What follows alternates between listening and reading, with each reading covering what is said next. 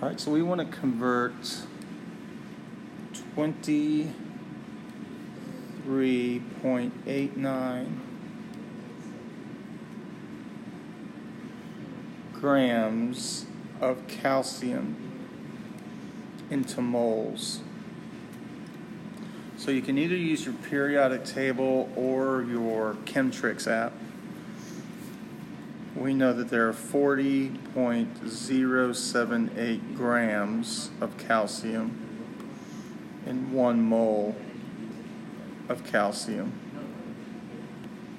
And we set it up this way so that grams of calcium cancel.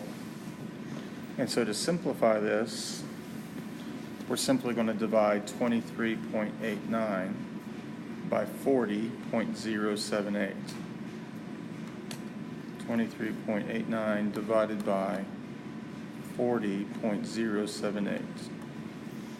And we get 0.596 moles of calcium.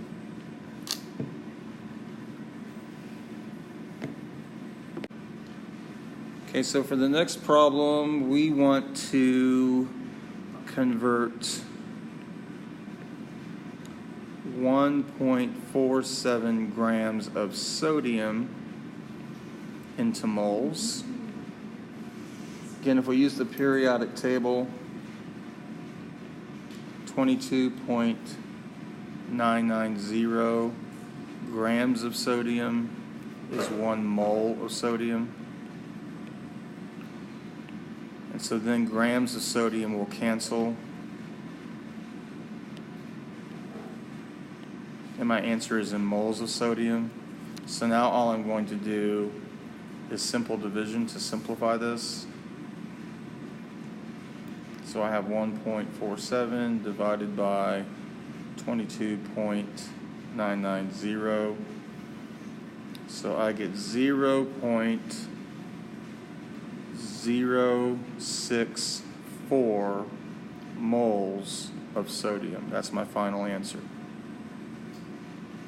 Again, these conversions become important because we're going to string many steps together to learn something called stoichiometry, where we start predicting the amounts of products we can obtain, how much of a yield we have in terms of a percent yield, how much of a reactant we need to make a certain amount of product.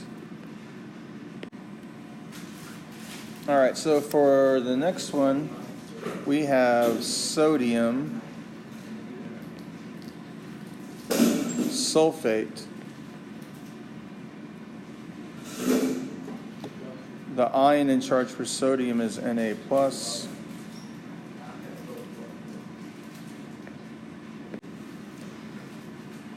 And then sulfate is SO4 2-.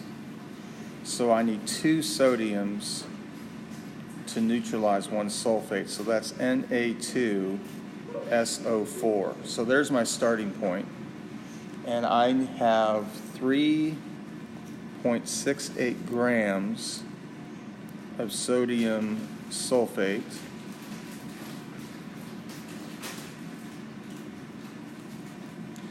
Now, sodium sulfate's molar mass, again, you can use your periodic table for this, or you can use Chemtrix for this. It's 142.042 grams of sodium sulfate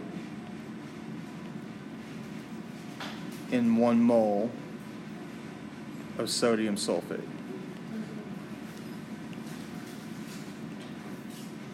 And so grams of sodium sulfate cancel, and I'm left with moles of sodium sulfate.